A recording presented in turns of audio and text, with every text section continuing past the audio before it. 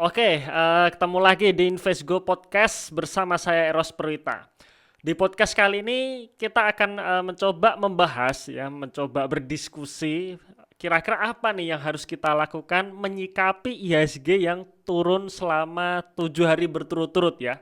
Jadi kalau saya lihat chart harian, IHSG mulai turun sejak hari Kamis minggu kemarin dan dilanjutkan sampai sekarang ya, sampai hari Jumat tanggal 29 Januari ini. Dan IHSG secara 7 hari kerja ini sudah turun kalau saya hitung sekitar 11%.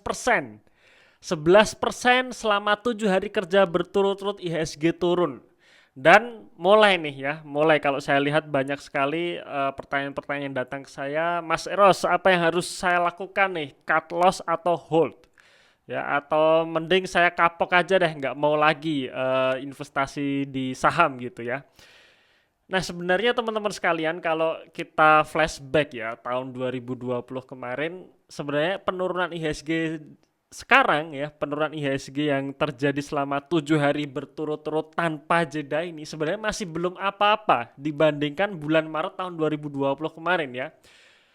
Tahun 2020 kemarin, tepatnya bulan Maret, IHSG drop sampai 38% kurang lebih ya, dari level penutupan di akhir tahun 2019 kemarin, ditutup di level 6.300, menyentuh angka 3.900. Ya, jadi penurunan yang luar biasa ya, dan portofolio saya yakin teman-teman yang sudah masuk di bursa sebelum tahun 2020 pasti mengalami kejatuhan di mana portofolionya habis 50% ya kalau nggak dijual segera ya. Nah, sekarang pertanyaannya bagaimana dengan yang sekarang ini? Nah, mungkin kalau saya lihat teman-teman yang menanyakan hal tersebut ke saya, mungkin mereka-mereka ini yang baru masuk di bursa bulan atau sekitar tahun 2020 kemarin ya, sekitar mungkin bulan ya Oktober, November, Desember, di mana mereka ini mengalami yang namanya cari duit di saham itu gampang. Tuh ya. Jadi beli saham apapun nih selama itu di bulan Oktober ya, asalkan sahamnya bukan saham yang neko-neko, ini kayaknya untung, selalu dapat duit ya. Harganya akan naik. Bahkan nggak heran ya, ataupun gampang banget kita cari saham dengan keuntungan sekitar 40 sampai 50% dalam 1 bulan, tuh kayaknya gampang banget kemarin. Nah, sekarang keadaannya berubah nih. Sekarang mulai turun. Turunnya juga lumayan ya, 11% dalam waktu 7 hari berturut-turut. Ini penurunan yang cukup lumayan, cukup cukup signifikan juga. Kalau kita hitung rata-rata berarti sekitar 1% IHSG penurunan indeks ini di setiap harinya.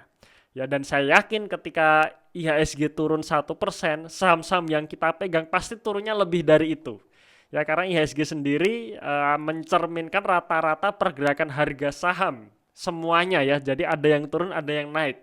Ya, jadi ibaratnya ketika ada saham yang turun, dalam sebagian akan ditolong atau direm oleh harga-harga saham yang naik, yang menyebabkan IHSG turunnya nggak terlalu dalam.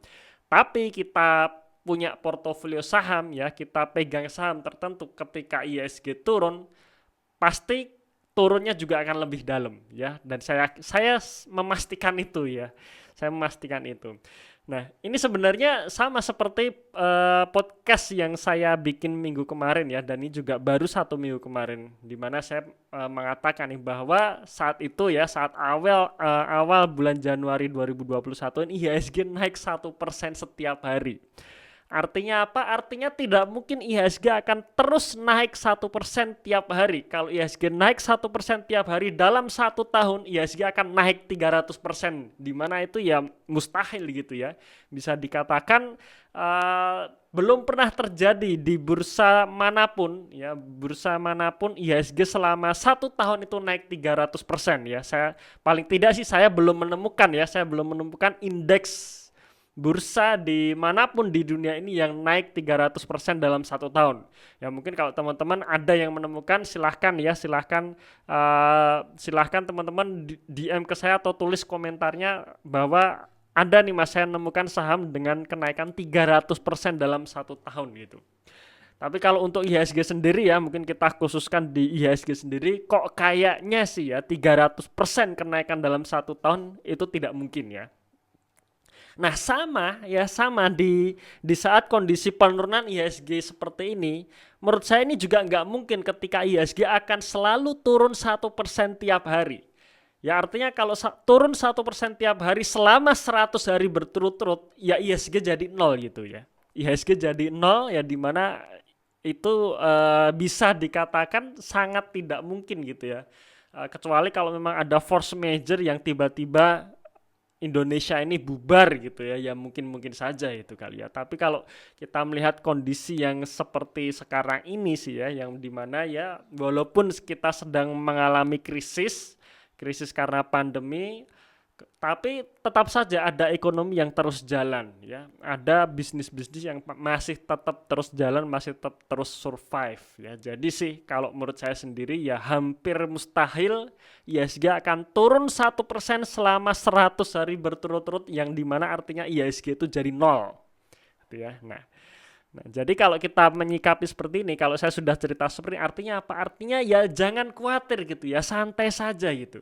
Karena memang ada fase di mana IHSG itu akan selalu naik, dan ada fase-fase di mana IHSG itu akan selalu turun ya, atau bearish market itu pasti akan terjadi gitu. Jadi kita nggak bisa mengharapkan ya IHSG akan naik terus ataupun IHSG akan turun terus, yaitu kita hal yang di luar kontrol kita gitu ya. Nah, cuman memang pertanyaannya sih, apa yang harus kita lakukan gitu dengan penurunan yang terjadi ya, penurunan market yang terjadi selama 7 hari beruntun ini gitu ya. Nah, mungkin di sini saya akan membagikan beberapa tips ya, yang mungkin teman-teman bisa diteliti lagi atau mungkin bisa juga diterapkan, karena saya sendiri menerapkan hal ini gitu ya.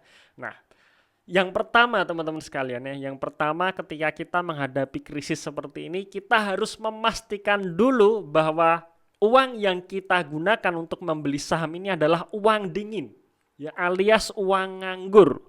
Kriterianya apa sih uang nganggur? Uang nganggur ini uang yang tidak akan kita gunakan paling tidak antara 3 sampai 5 tahun ke depan. Itu dulu ya. Itu dulu. Ya. Kenapa ya? Karena supaya kita tidak terganggu gitu, supaya kebutuhan pokok kita tidak terganggu dengan penurunan market seperti ini, gitu ya. Kita sudah melihat ya di media sosial sangat viral nih ya, viral di mana mereka-mereka yang membeli saham dengan uang panas ya, artinya mereka yang sampai berhutang ya, sampai berhutang di mana dia pinjam sampai 10 aplikasi online ya, pinjaman online, dapat uang 170 juta, langsung HK diantam, langsung 500 lot, dan sekarang kena ARB terus. Ya, kemudian ada yang juga beli saham pakai pakai uang arisan dan uang titipan ibu-ibu PKK, dan sekarang portofolionya juga turun. Bahkan ada yang sampai gadai rumah atau gadai BPKB mobil untuk belikan saham, dan akhirnya sekarang juga turun ya. Yaitu fenomena yang viral ya di media sosial saat ini. Saya nggak tahu itu apakah beneran atau tidak. Semoga itu tidak beneran ya, semoga tidak beneran. Tapi kalau misalkan itu memang beneran, ya itu bisa kita jadikan pelajaran gitu. Ketika kita membeli saham, jangan coba-coba kita pakai duit panas ya. Artinya duit panas itu duit yang akan kita gunakan untuk kebutuhan pokok gitu ya. Duit yang sudah kita alokasikan untuk kebutuhan yang akan kita lakukan di 1 tahun ini gitu. Bahkan 1, 2, 3 tahun itu ya kalau menurut saya jangan gitu ya. Kalau kita misalkan kita punya tabungan, punya duit yang dimana ini misalkan duit nikah kita untuk tahun depan, kita mungkin berpikiran, wah masih tahun depan saya masukkan saham dulu gitu. Jangan teman-teman ya, jangan, karena kita nggak akan tahu market crash itu akan terjadi kapan, nggak tahu. Jangan sampai ketika kita butuh duit tersebut ya, dan saat itu sedang terjadi market crash, akhirnya kita akan force sell ya. Jadi force sell di sini adalah kita benar-benar terpaksa harus jual saham, padahal saham tersebut belum saatnya dijual gitu. Itu sayang banget. Itu artinya kita merealisasikan loss kita. Kita akan merealisasikan kehilangan uang kita gitu. Ya, jadi bukan masalah force sell di margin yang kita pakai gitu, bukan, tapi self force sell gitu ya. Jadi karena uang tersebut harus kita pakai, harus kita gunakan dan terpaksa kita harus cut loss. Artinya ya pasti kita akan kehilangan duit gitu. Kita akan nombok gitu. Bisa-bisa kita nggak jadi nikah gara-gara duitnya loss atau habis di saham. Ya, jadi jangan sampai seperti itu ya. Jadi aturan pertama yang teman-teman harus pegang betul, jangan gunakan ya sekali-kali jangan gunakan uang panas untuk membeli saham. Ya. Oke Mas Eros, sekarang sih sudah sadar, tapi ini sudah terkadung nih Mas, terkadung nih saya pakai uang panas untuk saya belikan. Apa yang harus saya lakukan? Ya sudah teman-teman, selama bisa cut loss saja ya, cut loss sekarang juga, selama bisa keluar, habis itu simpan dana baik-baik ya, dan jangan sekali-kali jangan coba-coba lagi beli saham pakai dana panas itu ya. Ya, jadi kalau masih pakai uang panas ya sudah cut loss saja gitu. Sudah nggak perlu pikir harus lihat sahamnya bagus atau tidak, fundamentalnya gimana, sudah nggak perlu lagi itu. Langsung saja cut loss, simpan dananya buat dana darurat ya, dan nggak usah main saham dulu kalau misalkan memang belum punya duit nganggur gitu ya. Itu the rule number one ya. Jadi benar-benar aturan pertama yang harus kita pegang. Nah, oke, kalau selanjutnya nih, misalkan oke Mas Eros, sudah nih, saya sudah paham, saya sudah beli saham pakai duit dingin ya, artinya duit yang nggak akan saya pakai nih 3-5 tahun ke depan nih. Nah, selanjutnya menyikapi merahnya market seperti ini harus ngapain gitu ya. Nah, di sini baru kita cek lagi portofolio kita gitu. Jadi kita baru bisa lihat-lihat lagi nih, kira-kira saham-saham mana yang sekiranya kita lepas, saham-saham mana yang kita hold ya. Tapi intinya adalah di portfolio manajemen ya. Jadi bagaimana kita mengatur saham-saham kita itu risikonya berimbang gitu ya. Risikonya berimbang. Kalau saya sendiri, saya biasanya tidak akan membeli saham dengan porsi di atas 25% dari total porto, yaitu saya.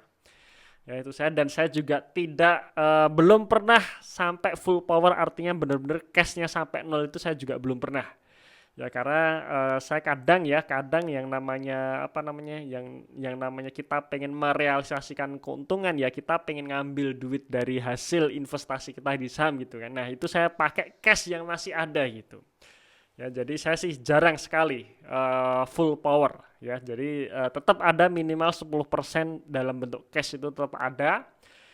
Dan sekarang posisi saya masih 20-an% pegang cash, dan saya masih punya sekitar 10%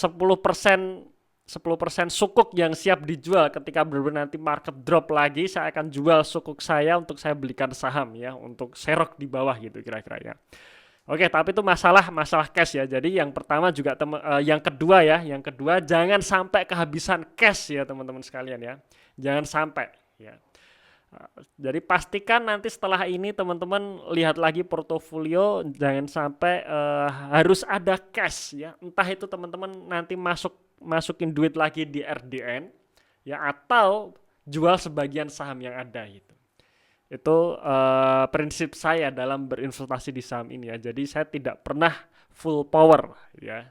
Saya tidak pernah full power, tapi pasti akan ada cash, itu pasti ada. Nah, sekarang kita mulai masuk nih ke saham. Nah, saham-saham apa saja yang perlu kita pilah-pilah lagi. Nah, yang pertama pastinya teman-teman harus cek lagi saham-saham yang dipegang saat ini itu fundamentalnya bagus atau tidak gitu. Ya, maksudnya fundamental bagus, ciri-cirinya bagaimana sih? Salah satu yang biasanya saya ukur bahwa perusahaan tersebut sehat atau tidak, bahwa perusahaan tersebut bisa survive atau tidak, yaitu masalah hutang ya. Nah, hutang di sini bukan total liabilitasnya, bukan. Tapi hanya hutang bank dan juga penerbitan obligasi. Itu besar enggak gitu. Dan itu jika dibandingkan dengan equity-nya, artinya kita melihat rasio DER ya, debt to equity ratio, itu besar enggak gitu. Kalau terlalu besar, saya biasanya sih ya menandakan ini saham kemungkinan besar bisa tidak survive gitu. Ya, jadi saya biasanya juga menghindari saham-saham yang punya hutang besar, karena ketika perusahaan punya hutang besar dan terjadi krisis seperti sekarang ini Ya, di mana bisnis lagi susah, cari pendapatan lagi susah, dia akan kesulitan untuk membayar kewajiban hutangnya, baik itu bunga maupun pokok ya. Dan kalau terjadi gagal bayar ya sudah, itu siap-siap harga sahamnya ambles, ya siap-siap sahamnya disuspend ya. Kalau ambles aja sih nggak masalah ya, tapi kalau disuspend ya sudah, kita akan nggak bisa keluar gitu ya. Jadi pastikan bahwa perusahaan-perusahaan yang kita pegang hutangnya terkontrol ya. Jadi bukan bukan hutangnya nol ya, tapi terkontrol gitu. Terkontrol dari mana? Dari rasio DER. Saya melihat selalu pasti dari rasio DER. Saya biasanya tidak akan ya, kalau saya pribadi, karena saya prinsipnya yang penting pertama aman dulu ya, yang kedua cari pertumbuhan ya. Jadi saya biasanya tidak akan memilih saham-saham yang hutangnya 100% ya, yang dimana rasio DER-nya 100%. Saya biasanya akan skip perusahaan seperti itu ya. Karena ya itu tadi ya, hutang ini selain menggerus laba bersih, jadi kalau kita lihat ya, perusahaan-perusahaan yang punya hutang besar, itu pasti laba bersihnya tergerus karena ada beban keuangan yang besar. Ya, kemudian selain itu kalau terjadi gagal bayar ya sudah, itu jadi potensi untuk dipilotkan ya. Jadi si kreditur biasanya akan menggugat ke pengadilan ya supaya dipilotkan, dan ketika dipilotkan ya sudah bubar itu saham gitu ya. Jadi saya biasanya akan memilih perusahaan-perusahaan yang hutangnya terkendali, hutangnya terkontrol. Bahkan kalau bisa kita mencari saham-saham yang dimana terjadi krisis seperti sekarang ini ya, seperti tahun 2020 dan 2021 ini ya, di mana bisnis-bisnis sedang susah, tapi justru perusahaan tersebut bisa membayar hutang, bisa membayar sebagian hutangnya, itu bagus. Ya itu bagus ya. Ini bisa kita katakan calon multibagger salah satunya ya seperti itu gitu. Dimana ketika krisis perusahaan tersebut bisa survive, bisa membayar sebagian hutangnya dan cash flow-nya positif, ya sudah, itu bagus itu. Itu bisa kita pertahankan. Tapi kalau di dalam portofolio kita masih punya saham-saham yang punya hutang besar, ya siap-siap nih. Ini bisa kita checklist untuk kita keluar dari saham ini. Ya. Nah, oke ya, itu mengenai saham yang bisa survive ya. Kemudian selain hutang, yang perlu kita perhatikan adalah potensi bisnisnya.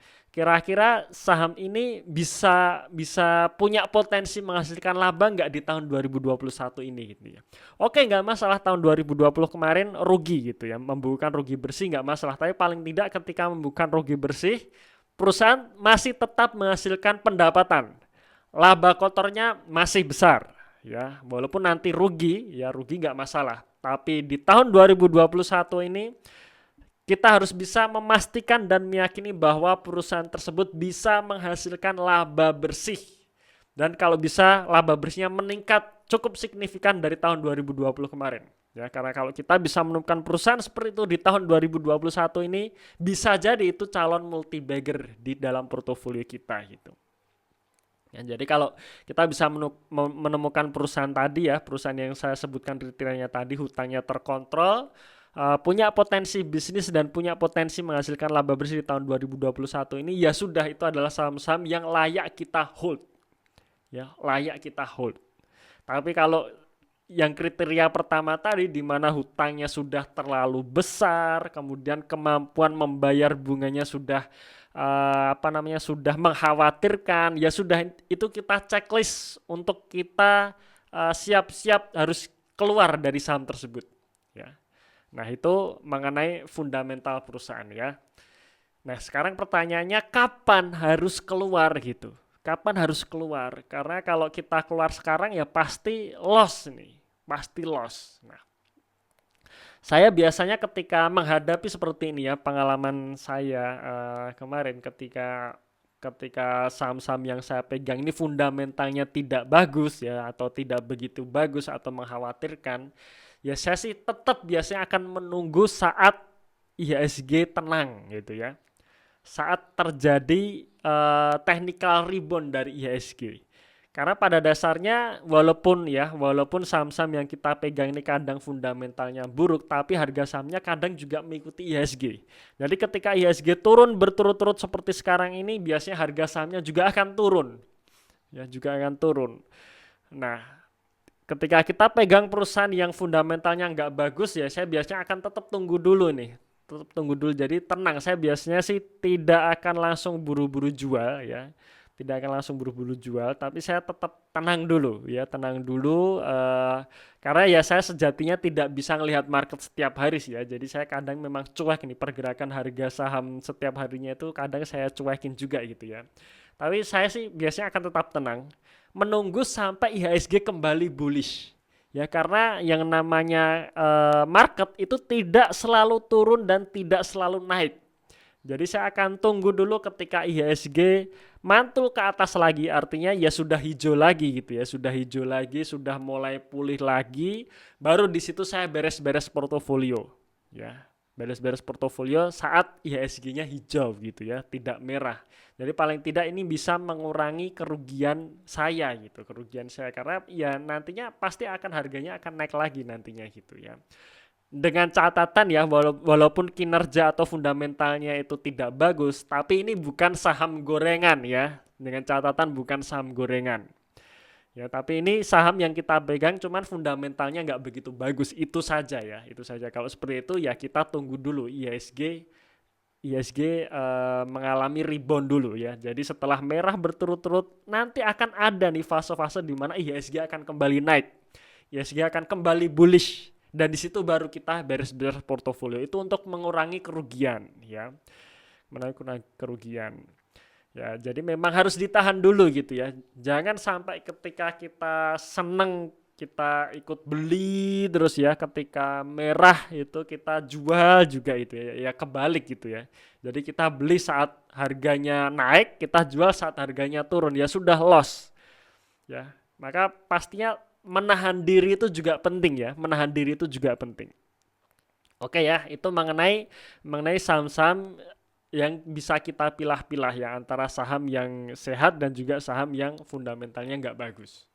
Oke ya, itu mengenai yang kedua tadi. Kita lihat lagi, kita cek fundamental dari saham-saham yang kita pegang bagus atau tidak dan kita pilah. Kemudian yang ketiga tadi ya, yang ketiga adalah kita jual saat IHSG bullish ya. Jadi ketika IHSG bullish baru kita beres-beres portofolio. Jadi nggak langsung gitu.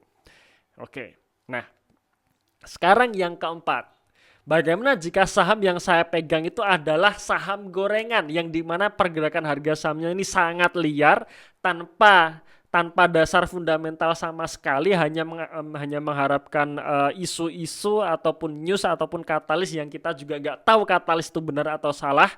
Nah kalau seperti itu ya sudah, mumpung ada kesempatan keluar jual saja gitu. Nah, karena kalau saham gorengan saya sih nggak bisa berharap saham gorengan akan kembali mantul, itu juga susah menurut saya gitu ya. Susah menurut saya. Jadi sekalinya saham gorengan turun, jatuh, ya itu pasti akan jatuh terus itu. Kena ARB, nggak bisa keluar-keluar gitu. Ya, jadi kalau kita punya saham sejenis seperti ini yang setiap hari kena ARB ya kalau bisa ada kesempatan keluar langsung saja keluar gitu ya. Ya, jadi ini kita bedakan ya, saham dengan fundamental buruk atau saham gorengan. Itu kita bedakan ya. Saham gorengan kita tahu lah ya, saham yang market cap-nya kecil, yang nggak jelas ini saham apa, perusahaan apa, hanya gara-gara sentimen tertentu harga sahamnya langsung to the moon gitu ya, langsung ke langit ketujuh gitu ya. Tapi begitu sekali saja IHSG drop, langsung kena ARB. Nah kalau seperti itu ya susah gitu ya. Jadi artinya ya itu sebagai pembelajaran buat kita ya. Ada kesempatan langsung saja keluar dan besok-besok lagi jangan ikut-ikutan beli saham gorengan ya. Sudah cukup ya. Sudah cukup, apa kita nggak capek gitu dengan saham-saham model begini gitu. Saham yang dalam 1 bulan bisa naik 100%, tapi dalam 2 minggu turunnya 90%. Ya repot juga itu kan ya. Tapi nggak apa-apa, itu adalah pembelajaran yang perlu kita ketahui dan mungkin perlu kita rasakan supaya next selanjutnya kita nggak akan kena seperti ini lagi. Karena sekali lagi ya, yang namanya investasi saham kita bilangnya adalah jangka panjang ya, bukan hanya jangka 1 bulan 2 bulan saja, tapi jangka panjang nanti 5 tahun 10 tahun lagi apakah kita masih ada di bursa atau tidak gitu. Ya, oke. Oke, itu mengenai 4 hal bagaimana kita menyisir portofolio kita saat portofolio kita merah dan menghadapi market saat merah. Nah, selanjutnya yang kelima, yang terakhir nih. Ya, oke itu semua oke Mas Eros, itu semua sudah oke dan sekarang saya punya cash nih. Sekarang apakah saatnya saya beli gitu? Nah, rem dulu teman-teman sekalian ya, tahan dulu, jangan langsung beli karena saya juga pernah merasakan ketika saya punya pegang cash ya, ketika saya pegang cash cukup besar melihat market ini jatuh terus-menerus dan saya lihat saham-saham yang bagus ini sudah kadung murah, saya kadang pengen beli gitu ya. Kadang pengen beli tapi ya ditahan dulu gitu. Tahan dulu. Saya biasanya akan lebih memprioritaskan untuk averaging down saham-saham yang masih saya hold ya. Dalam artian gini, saya tetap akan hold saham-saham yang fundamentalnya bagus ya, di mana itu sehat, punya potensi bisnis ya, punya potensi menghasilkan laba bersih di tahun ini dan itu masih saya hold ya. Saya biasanya akan fokus di situ dulu. Saya biasanya akan melakukan averaging down di saham tersebut. Kapan averaging down saya lakukan? Ya sekali lagi ketika market ini sudah mulai tenang gitu ya. Jadi nggak langsung turun terus seperti ini gitu ya. Ketika market sudah mengalami tenang ya, karena kalau pengalaman saya ketika kita melihat saham yang sudah kadung murah, kita gatel untuk beli tapi marketnya masih turun, ya besok akan turun lagi gitu. Ya sebenarnya nggak masalah juga sih, kita tetap averaging down di harga yang lebih murah lagi untuk perusahaan bagus ini gitu kan. Tapi sih saya biasanya tetap akan tunggu market tenang dulu. Ya tunggu market tenang dulu karena ya biasanya ketika turun biasanya saham tersebut juga akan turun. Ya nanti begitu IHSG tenang artinya tidak sudah mulai landai, sudah mulai konsolidasi. Nah, di situ saya biasanya baru akan beli untuk melakukan averaging down dulu. Ya kenapa? Ya pastinya seperti ya kita berbisnis gitu ya. Sebelum kita ekspansi ke bisnis baru ya kita perbaiki dulu bisnis yang ada. Ya bisnis yang ada ini ya supaya profit dulu, supaya untung dulu baru kita ekspansi gitu kan. Baru kita ekspansi ya dengan membeli saham-saham baru seperti itu. Ya. Oke, jadi intinya adalah jangan buru-buru masuk, jangan buru-buru keluar, tunggu saat market kalem dulu. Nah, di situ baru kita bisa lihat-lihat lagi portofolio kita, baik di mana kita pilih saham yang kita jual ataupun kita pilih saham yang akan kita lakukan averaging down, dan itu kalau kita masih punya cash ya. Bagaimana kalau kita nggak punya cash? Ya sudah teman-teman sekalian, ini ya sudah kita tutup saja aplikasi sahamnya. Kita liburan dulu ya, liburan dulu atau nonton film dulu di Netflix gitu ya, supaya kita tidak terganggu dengan news-news negatif ini ya. Biarkan saja itu market bekerja gitu ya. Toh juga nanti akan naik lagi gitu ya, karena yang namanya market tidak akan selalu turun ya, suatu saat akan naik lagi gitu. Oke ya, mungkin itu sekilas podcast kali ini. Silahkan teman-teman kunjungi website kami investgo.id, investgo.id ya. Di situ karena saya nulis catatan-catatan ya, saya nulis blog yang mungkin bisa memberikan tambahan informasi buat teman-teman yang ingin berinvestasi di saham dengan tenang tapi tetap tumbuh dan mendapatkan multi bagger ya. Oke, terima kasih sudah mendengarkan sampai akhir. Tunggu podcast selanjutnya dan salam passive income.